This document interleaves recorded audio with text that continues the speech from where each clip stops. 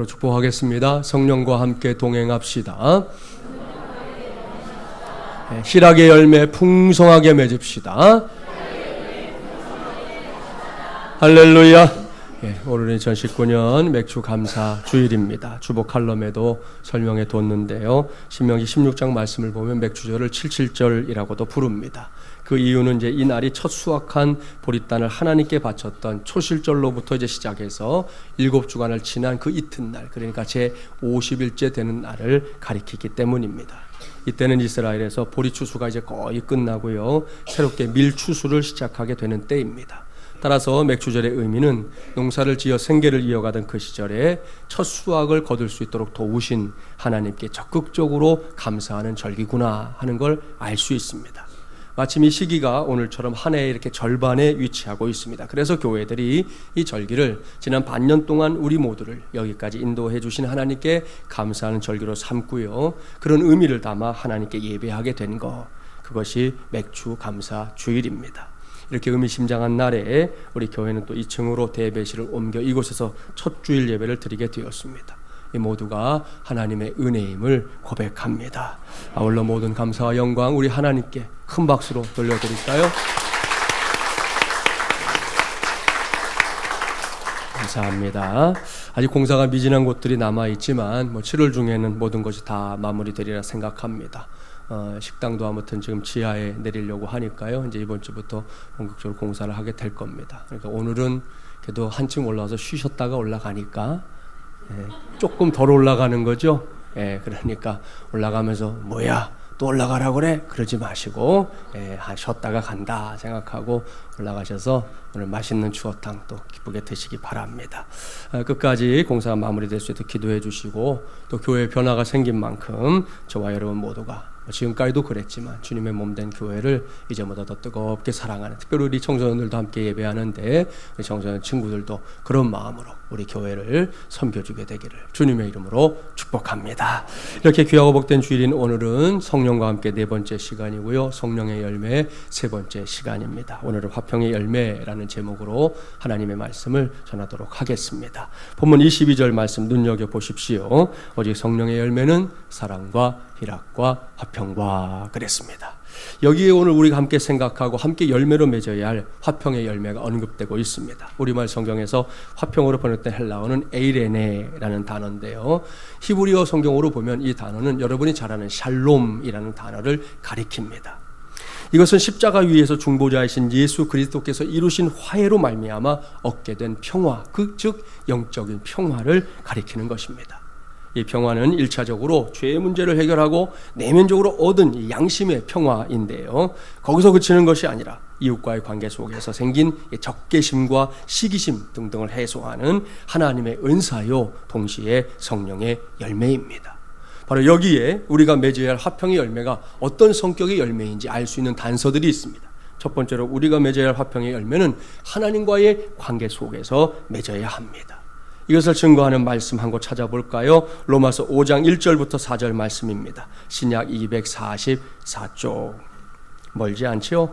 오늘 로마서 말씀 2곳을 볼 거니까 5장 먼저 찾아보세요. 1절부터 4절 말씀 우리 함께 봉독해 보겠습니다.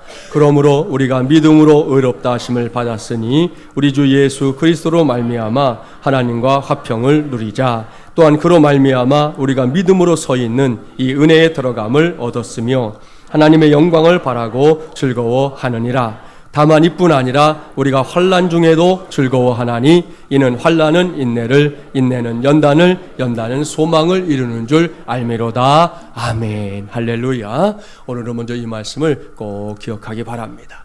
에베소서 2장 말씀에 따르면 저와 여러분을 비롯한 이 땅의 모든 인생들의 정체성은 허물과 죄로 죽었던 존재들입니다. 바울은 더 나아가서 본질상 진노의 자녀들이었다, 이렇게까지 참담하게 말씀하고 있습니다. 무슨 말씀입니까? 우리 스스로의 힘으로는 결코 하나님 앞에 나아갈 수 없는 존재라는 뜻입니다. 가까이 다가가는 것이 다 무엇입니까? 하나님 앞에 서면 그냥 죽을 수밖에 없는 존재, 그것이 우리입니다. 그런데요, 이 기가 막힐 운명을 완전히 뒤바꿔 놓는 사건이 일어났습니다. 그것이 뭐냐? 예수 그리스도의 십자가 사건입니다. 2000년 전에 저 유대 땅 골고다 언덕 위에서 예수님의 손과 발에 3개의 못이 박혔습니다. 그분의 옆구리 창에 깊숙하게 찔렸습니다. 그분의 머리 가시면류관 씌워졌습니다. 높이 세워진 십자가 위에 달리신 예수님의 몸에서 물과 피가 남김없이 다 쏟아졌습니다. 무엇 때문입니까? 저와 여러분 온 인류의 죄 때문입니다. 그 죄의 문제를 해결하기 위해서 하나님께서는 이렇게 가장 처참한 죽음을 통해 인류를 구원하기로 마음 먹으신 거예요.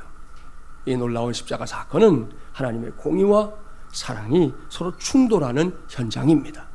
여기서 하나님의 공의란 인간이 지은 죄를 결코 못 본 척할 수 없는 하나님의 성품이에요. 그렇습니다. 죄에 대해서 하나님은 반드시 심판하십니다. 어떠한 대가를 치르고서라도 하나님은 죄를 심판할 수밖에 없는 거룩하신 하나님입니다. 그런데 동시에 그 하나님이 사랑이 넘치는 분이에요. 당신의 피조물인 인간들을 사랑하시되 너무나 사랑하시는 분입니다. 비록 그들이 죄를 지었지만, 죄인이 되었지만 여전히 그들을 사랑하시는 것이 또 하나의 하나님의 성품입니다. 십자가 사건은 이 두 가지의 성품이 서로 충돌하고 또 갈등하는 현장입니다. 그야말로 이러지도 저러지도 못할 상황이라는 말씀이에요. 그 난처한 상황에서 우리를 구원한 방법이 바로 십자가 사건입니다. 아무런 죄가 없는 예수님을 우리의 죄를 대신해서, 아니 나의 죄를 대신해서 십자가에 달려 죽게 하신 그 죽음으로 모든 인류의 죄를 씻어주신 줄 믿습니다. 2000년 전에 이러한 사건이 실제로 이 땅 위에서 일어났습니다. 결코 상상 속의 이야기 아닙니다. 우리의 막연한 바람, 기대 그런 거 아닙니다. 실제 상황이에요. 그것도 나를 위해 벌어진 일입니다.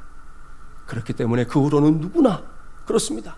남녀노소 할 것 없이 우리 어르신들은 물론이고 오늘 함께 예배하는 우리 청소년들, 또 어린이교회 친구들, 꼬회교회 친구들, 이 땅에 가장 막 태어난 정말 새 생명에 이르기까지 모든 이들을 위해서 벌어진 사건, 그것이 바로 십자가 사건입니다. 그래서 지금도 누구나 십자가를 바라보면 구원받습니다.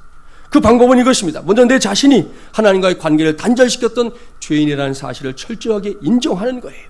그러고 나서 유일한 구원의 길인 십자가의 그늘 아래로 들어갈 때, 그럴 때 누구든지 구원을 경험하게 됩니다.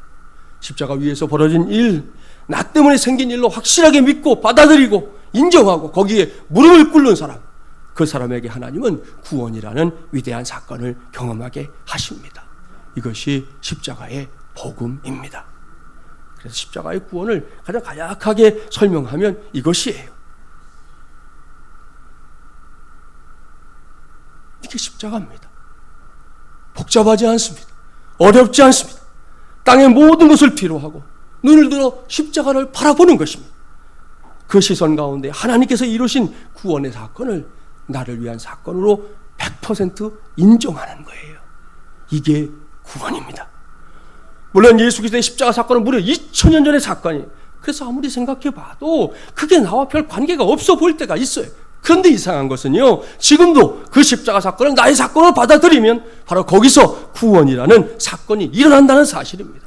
그렇습니다. 예수님의 십자가가 나를 위한 것이었음을 마음속 깊은 곳으로 믿고 받아들일 때, 그 믿음으로 지금도 십자가 바라볼 때 우리의 영혼이 살아나는 엄청난 기적 맛보게 된다는 사실을 꼭 믿기 바랍니다. 우리가 예전에 많이 불렀던 찬송, 십자가 그늘 아래 나시기 원하네. 저 햇빛이 뜨겁고 또 짐이 무거워 이 광야 같은 세상에 늘 방황할 때에 주 십자가의 그늘에 내 싣고 찾았네. 3절 같이 해볼까요? 십자가 그늘에서 나 길이 살겠네. 나 사모하는 광채는 주 얼굴뿐이라. 이 세상 나를 버려도 나 두려움 없네. 내 한량 없는 영광은 십자가뿐이라. 아멘. 할렐루야. 사랑하는 여러분, 이것이 우리 예수님의 십자가입니다. 그리고 주님의 십자가는 십자가로 끝이 아니었습니다. 곧 부활로 이어졌습니다. 사탄에게 있어서 백전불패의 무기였던 사망, 죽음으로부터 예수님께서 살아나신 것, 어두운 무덤의 권세 깨뜨리고 당당하게 승리하셨습니다. 그렇기 때문에 이젠 그 이름을 믿고 따르는 사람들에게 더 이상 사망의 공포가 찾아올 수 없습니다. 이것이 복음입니다. 이것을 깨달아야 합니다. 그렇습니다. 저와 여러분이 오늘도 단단히 믿어야 할 것은 바로 십자가와 부활의 복음인 줄 믿습니다. 이것이 우리의 인생을 바꿔놓을 수 있다는 사실을 믿어야 합니다. 이것이 우리의 생애를 뒤집어 놓을 수 있다는 사실을 믿어야 한다고요. 바로 여기서부터 우리 모두의 믿음이 출발해야 하는 것입니다. 그리고 바로 여기가 화평의 열매를 가장 풍성하게 맺을 수 있는 자리입니다. 이러한 사실을 염두에 두고 다시 로마서 5장 말씀 한번 눈여겨보세요. 하나님과의 관계 회복을 통해 화평의 열매를 맺고 사는 사람들의 인생은 분명히 세상의 상식을 뛰어넘는 삶입니다. 이런 사람들은 언제나 하나님의 영광을 바라본다 그랬습니다. 그래서 그 하나님 때문에 즐거워하는 삶을 살 수 있다고 그랬어요. 심지어 바울은 말하기를 환난 중에도 즐거워하나니 그랬습니다. 환난 때 울어라. 우리 마음 같아서는 그렇게 써 있었으면 얼마나 좋겠어요. 환난이 있을 때 이를 갈아라. 그러면 속이 다 시원할 것 같잖아요. 근데 성경은 아니라니까요. 환난 중에도 즐거워할 수 있다. 누가? 십자가의 복음으로 구원받는 사람이 그럴 수 있다라고 말씀하고 있습니다. 그러니 오늘 이 어떤 상황에서도 불평을 놓지 마시고 할 수만 있다면 여러분의 모든 상황에서 이렇게 선포하면 좋겠어요. 하나님, 즐겁습니다. 내게 지금 어려움이 찾아왔어도 하나님 때문에 즐겁습니다. 우리에게 고난이 올 때가 있잖아요. 우리 집사님 같은 경우도 다리 불편한 것 때문에 정말 애썼거든. 그래도 신방 가면 반겨주시고 함께 예배하고 기뻐해요. 하나님 즐겁습니다. 우리의 인생을 가로막는 담들이 있잖아요. 그 앞에서 내 인생이 왜 이 모양 이 꼴이냐 라고 말하지 말고 하나님 즐겁습니다. 그렇게 선포하자는 말입니다. 그리하면 민수기 14장 28절의 말씀이 우리 가운데 그대로 역사할 줄 믿습니다. 너희 말이 내 귀에 들린 대로 내가 너희에게 행하리라. 할렐루야. 이 말씀의 주인공 되는 우리 모두가 되기를 주님의 이름으로 축복합니다. 그리고 여러분, 이렇게 하나님 앞에서 우리가 화평의 열매를 맺게 되면 제일 먼저 우리가 누리는 복이 뭐냐? 그것은 하나님께 담대하게 기도할 수 있게 된다는 거예요. 그리고 그 기도는 반드시 응답받는 기도가 된다는 사실입니다. 믿습니까? 할렐루야. 여기서 제가 들려드리고 싶은 이야기 하나 있어요. 얼마 전에 그 마음을 열어주는 101가지 이야기라고 책 소개된 적이 있는데 그 책에 많은 글들이 있는데 그 중에 테디베어라는 제목의 글이 있습니다. 테디베어는 아이들이 갖고 노는 어렸을 때 갖고 노는 곰인형 가리키는데요. 이게 실화고 너무 감동적이어서 좀 길지만 그냥 책 읽듯 읽어드리려고 합니다. 한 화물 트럭 운전사의 경험담입니다. 화물 트럭 아시죠? 큰 트럭 18륜 바퀴가 많이 달린 그 차를 말하는 거죠. 해가 지기 전에 목적지에 도착하기 위해 나는 화물을 잔뜩 싣고서 남부의 어떤 도시 근처를 열심히 달리고 있었다. 그때 내가 틀어놓은 낡은 무전기에서 갑자기 한 어린 소년의 목소리가 울려나왔다. 트럭 운전사 여러분, 제 목소리가 들립니까? 조심 바랍니다. 테디베어가 아저씨들과 얘기 나누고 싶습니다. 나는 마이크를 집어들고 말했다. 잘 들린다 테디베어. 소년의 목소리가 다시 들렸다. 응답해 주셔서 고마워요. 아저씨는 누구신가요? 내가 이름을 말해주자 소년이 말했다. 지금 저는 아저씨들을 귀찮게 하려는 건 절대 아니에요. 엄마는 아저씨들이 바쁘니까 이렇게 무전기로 호출하지 말라고 하셨어요. 하지만 전 지금 외롭고 이렇게 대화를 나누는 것이 도움을 주거든요. 왜냐하면 이것이 내가 할 수 있는 전부니까요. 전 다리가 불구라서 걸을 수가 없어요.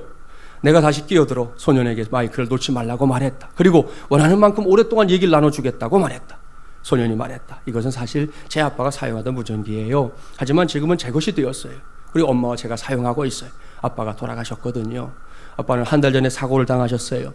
눈이 엄청나게 오는데 트럭을 몰고 집으로 오시다가 변을 당하신 거예요. 이제는 엄마가 돈을 벌기 위해 일을 하러 다니세요. 전 다리가 불구이기 때문에 별로 도움이 되어 드릴 수가 없어요. 엄마는 걱정할 필요 없다고 우리가 잘 헤쳐나갈 거라고 말씀하세요. 하지만 밤늦은 시간에 가끔 엄마가 우시는 소리를 들어요. 소녀는 잠시 말을 끊었다가 다시 이었다. 지금 저에게는 한 가지 소원이 있어요. 아저씨들이 저한테 신경 쓰기엔 너무 바쁘다는 걸 저도 잘 알아요. 하지만 아빠는 집에 돌아오시면 저를 트럭에 태우고 동네를 한 바퀴 돌곤 하셨거든요. 이제는 아빠가 돌아가셨기 때문에 그것이 모두 끝나고 말았어요. 테디베어란 별명을 가진 이 어린 장애자 소년이 나와 대화를 하는 동안 어떤 트럭 운전사도 우리의 무선 통화에 끼어들지 않았다. 나는 목이 메어 제대로 말을 할 수가 없었다. 집에 있는 내 어린 아들을 생각하니 더욱 그랬다. 아빠는 올해 안에 엄마와 저를 차에 태워주시겠다고 말했어요. 아빠는 나에게 언젠가는 이 트럭이 네 것이 될 것이다 테디베어 하고 말씀하셨어요. 하지만 전 이제 다시는 18년 트럭을 타볼 수 없을 거예요. 그래도 이 낡은 무전기가 트럭 운전사 아저씨들과 저를 연결시켜 줄 거예요. 테디베어는 이제 아저씨들과 작별하고 무전기를 꺼야 해요. 엄마가 돌아오실 시간이 됐거든요. 하지만 아저씨들이 이 근처를 지나갈 때 저한테 소리를 쳐주세요. 그러면 제가 기쁘게 아저씨들에게 돌아올게요. 내가 말했다. 어린 무전기 친구, 너희 집이 어딘지 말해줄 수 있니? 아이는 내게 자신의 집 주소를 말해주었다. 나는 단 1초도 지체하지 않았다. 내가 운반하고 있는 급송 화물도 이 순간에는 중요한 이 아니었다. 나는 좁은 곳에서 곧장 트럭을 돌려 아이가 일러준 잭슨가 229번지로 향했다. 모퉁이를 도는 순간 나는 큰 충격을 받았다. 20대가 넘는 18륜 트럭들이 소년의 집 앞 도로를 3블럭이나 가득 메우고 있었다. 주위에 수 킬로미터 안에 있던 모든 트럭 운전사들이 무전기를 통해 테디베어와 내가 나누는 얘기를 들었던 것이다. 아이는 청취자들을 감동시키는 능력을 갖고 있었다. 한 트럭 운전사가 아이를 트럭에 태우고 동네를 한 바퀴 돌아오면 또 다른 운전사가 아이를 다시 트럭에 태우고 출발했다. 나 역시 차례를 기다려 테디베어를 내 트럭에 태울 수 있었다. 그런 다음 나는 아이를 집으로 데리고 돌아와 의자에 앉혔다. 친구들, 만일 내가 다시 행복을 볼 수 없다면 난 당신들에게 말해주고 싶다. 그날 내가 그 어린 친구의 얼굴에서 행복을 보았음을. 우리는 아이의 엄마가 집으로 돌아오기 전에 일을 모두 마쳤다. 운전사들은 서로 작별 인사를 하고 떠났다. 아이는 얼굴 가득 미소를 지으며 내게 악수를 청했다. 그리고는 말했다. 안녕히 가세요, 트럭 운전사 아저씨. 제가 다시 아저씨를 붙잡을게요. 나는 눈물을 글썽거리는 채로 고속도로를 달렸다. 내가 무전기를 트는 순간 또 다른 놀라움이 찾아왔다. 한 목소리가 무전기에서 흘러나왔다. 트럭 운전사 아저씨들, 여기 테디베어의 엄마가 고맙다는 말씀을 전합니다. 여러분들 모두를 위해 우리가 특별한 기도를 드리겠습니다. 왜냐하면 여러분들이 제 어린 아들의 소원을 이루어 주셨으니까요. 제가 울음을 터뜨리기 전에 이 무전을 마쳐야겠군요. 하나님께서 여러분과 함께 달리기를 기원합니다. 안녕히 계세요. 여기까지입니다. 참 놀랍고 행복한 이야기입니다. 제가 오늘 이제 3번째 읽었어요. 그 전에도 읽었고 읽을 때마다 마음이 뭉클해지고 눈물이 핑 도는 그런 이야기입니다. 보십시오. 아무 연고도 없는, 그야말로 일면식도 없는 화물 트럭 기사님들이 한 소년의 소원을 듣고 얼마나 멋지게 응답해 주었는지 그걸 보자는 거예요. 모르긴 몰라도 그 아이에게, 그리고 홀로 남은 그 아이의 엄마에게 이날은 평생 잊을 수 없는 놀라운 날로 기록이 되었을 겁니다. 그렇다면 여러분, 우리 하나님은요?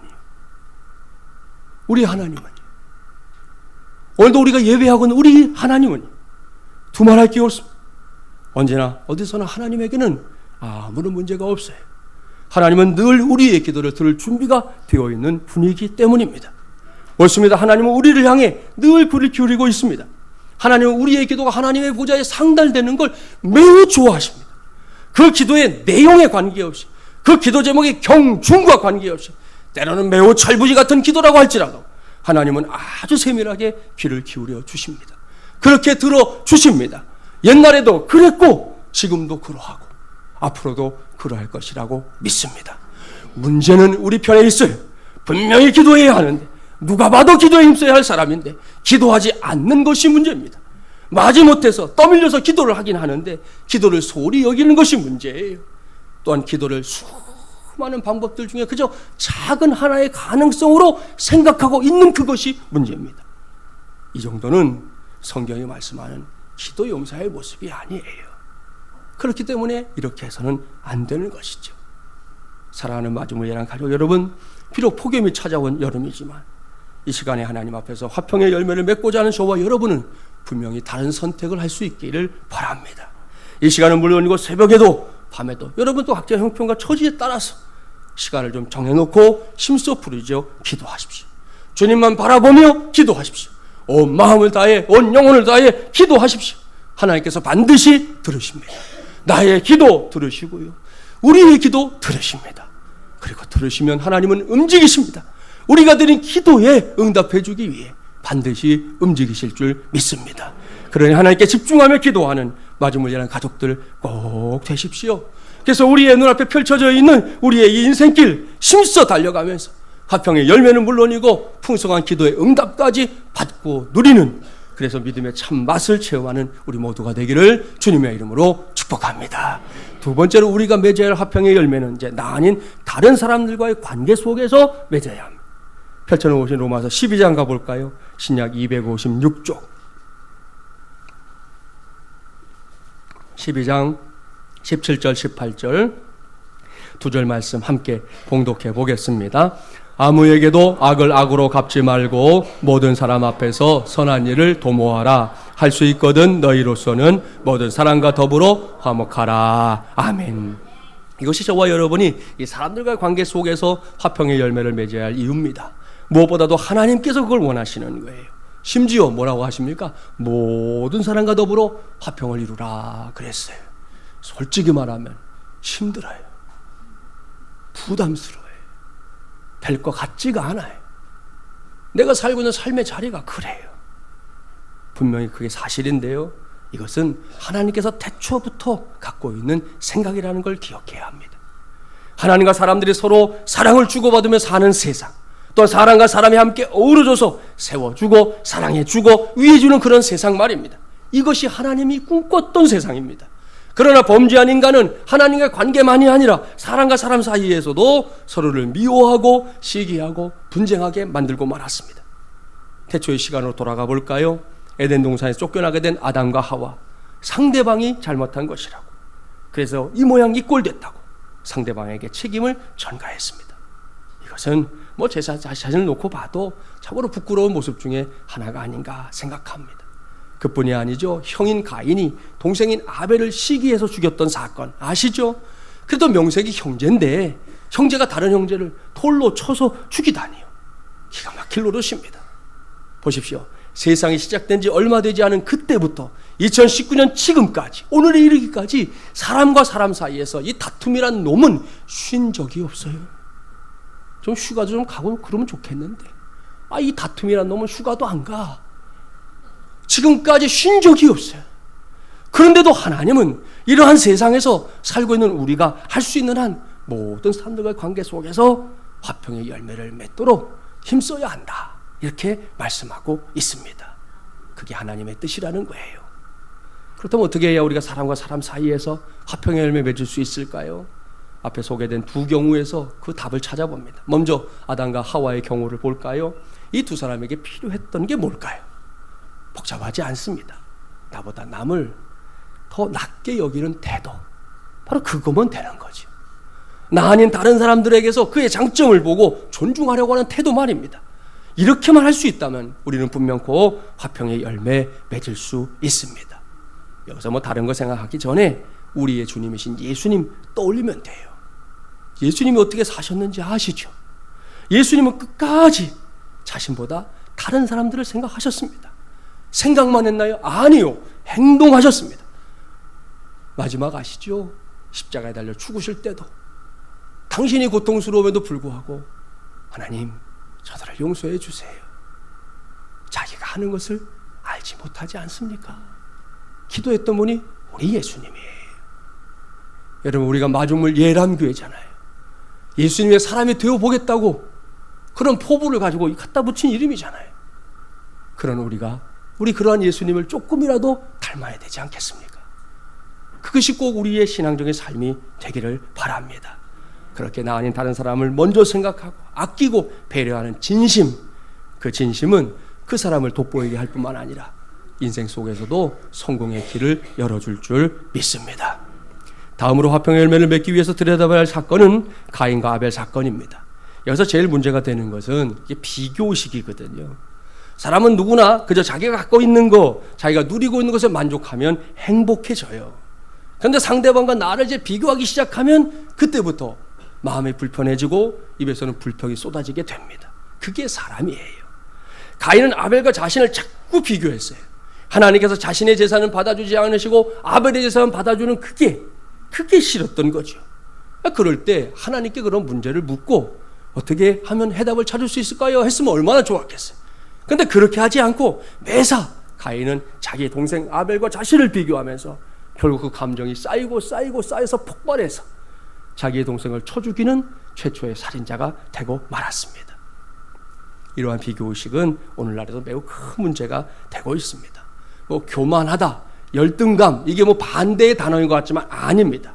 결국은 다 이 비교의식 속에서 자라는 그런 결과물들이에요. 이런 생각들이 결국은 사람과 사람 사이를 망쳐놓고 마는 건데요.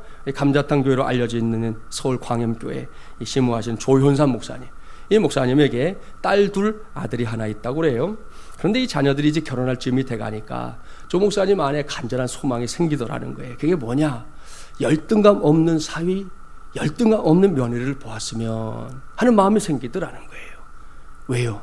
자, 사위가 둘이잖아요. 사위 둘 중에 한 명이 만약에 열등감을 갖고 있다면 어떻게 되겠어요? 이게 모든 식구들이 다 피곤해질 거라는 거예요. 예를 들어 명절 같은 때 온 가족이 한 자리에 모여 식사를 했어요. 우리 밥 먹고 나면 차를 잘 마시잖아요. 차를 끓여 마실 때가 있는데 이 꿀차를 이제 타주려고 이렇게 해서 딱딱 긁어보니까 요게 꿀이 모자라가지고 꿀이 딱 한 잔밖에 안 될 양일 때 있잖아요. 그럴 때 그러면 한 사위에게는 꿀차 타주고 다른 사위에게는 이제 녹차를 타주든 다른 차를 타주게 됐다 이거죠. 이런 경우에 열등감이 없는 사위들이라면 아무런 문제가 될 게 없어요. 그러려니 어쨌든 대접해 주셨으니 감사 이러면 될 건데, 열등감 있는 사위는 어떻게 될까요? 처갓집에서 집으로 돌아오는 내내 얼굴이 울그락 할 거예요. 옆에서 말을 시키는 아내에게 아무 말도 하지 않고 꽁해서 집으로 갈 거죠. 그러다가 집에 들어가자마자 어떻게 하겠어요? 아내를 주잡듯 하겠죠. 그래, 목살하는 사람이 큰 사위는 그렇게 예뻐서 꿀 차주고 나는 떨떠름한 녹차나 주는 게 말이 되냐? 너희 아버지 날 이렇게 무시할 수 있어? 그러니까 누군 인삼 먹고 누군 무 먹냐 이런 얘기잖아요. 그렇죠? 자, 이렇게 한바탕 하고 나면 친정에 다녀간 딸이 가만히 있겠어요? 전화하겠죠. 엄마, 다음에는 제발 똑같이 꿀차를 타주세요. 네, 뽕이요. 이러지 않겠냐는 거예요. 이런 일이 한 번에 끝나면 괜찮은데 계속해서 반복된다고 생각해 보세요. 그 집안이 얼마나 불편하겠어요. 그야말로 깝깝한 일이 아닐 수 없는 겁니다. 이와 유사한 일들 우리 주변에서 많이 일어납니다. 예를 들어서 이 코에 열등감을 가진 사람이 있다 한번 생각해 볼게요. 또 진짜 또 그러시면 안 되는데.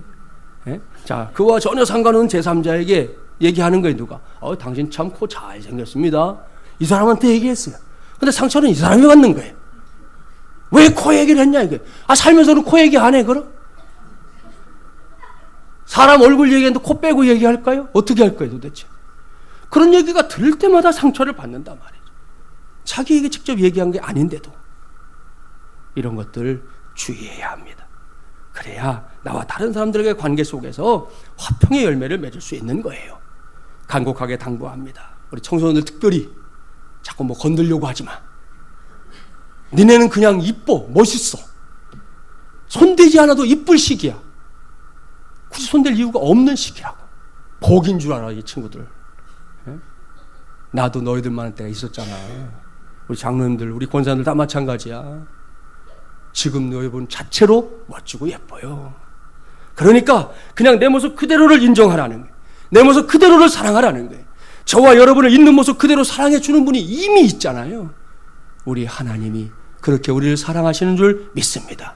그렇게 넘치는 사랑을 받고 있는 사람들이 우리입니다. 그러니 우리 한 사람 한 사람의 가치가 얼마나 대단합니까? 우리는 각각 예수님짜리 인생이다 이미 말씀드렸잖아요. 뭐가 더 필요합니까? 결코 비교의식에 빠지지 마십시오. 저와 여러분은 각각 고유한 가치로 하나님께서 창조하신 위대한 걸작품이기 때문입니다. 과학기술이 참 많이 발달한 요즘 인간 복제까지 운운하는 시대가 됐다는 건 아시죠?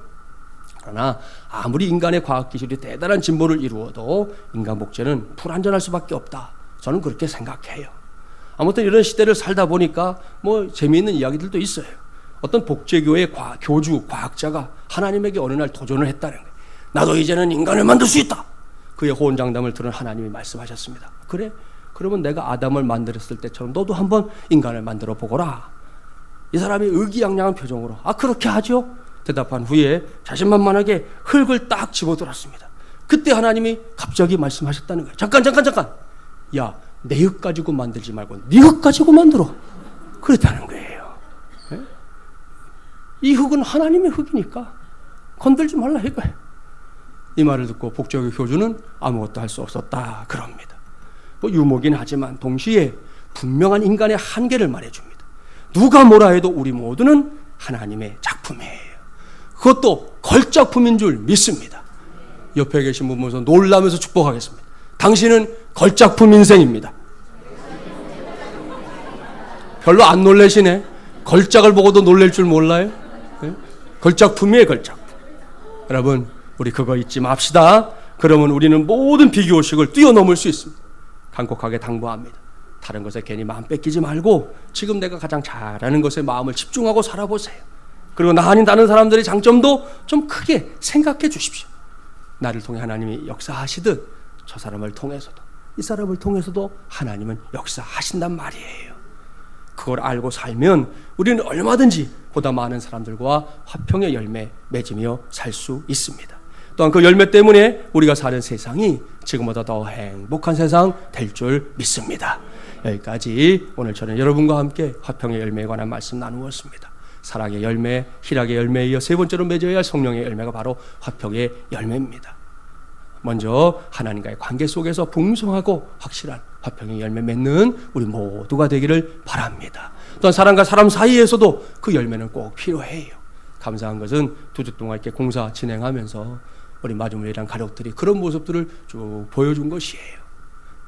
먼지가 날리는 곳에 와서 함께 청소도 해주시고, 걸레 가져와라 그럼 걸레도 가져와서 또 애써주시고, 이게 오늘 쳐서 끝나는 게 아니고 내일 또 치는 거예요. 이번 주는 청소만 4번 했나 봐요. 치고 나면 또 와서 어지르니까 또 치우고, 또 와서 어지르면 또 치우고. 어지르는 사람은 되게 좋아요. 휙 긋고 휙 던져. 끝이야. 뒤는 다 우리 몫이야. 쫄래 쫓아다니면서 때로는 여기서만 해주시죠. 듣지도 않아. 저기 가서도 해. 그래도 우리는 또 청소해.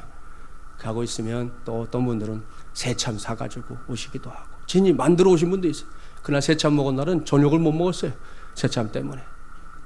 그렇게 우리가 서로 섬기는 가운데 이제 어젯밤도 12시 넘게까지 이제 이렇게 마무리가 된 거고요.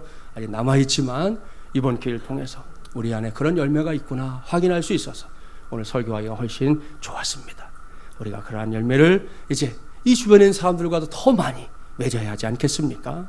아무쪼록 저와 여러분 모두가 이 여름에 그야말로 풍성한 화평의 열매를 맺어서 하나님을 기쁘시게 하고 새로운 도약을 위해 서 있는 우리 마주물이란 공동체와 성도들을 나아가서 저 세상을 행복하게 만드는 놀라운 일을 현실로 이루어가는 우리 모두가 되기를 주님의 이름으로 간절히 축원합니다.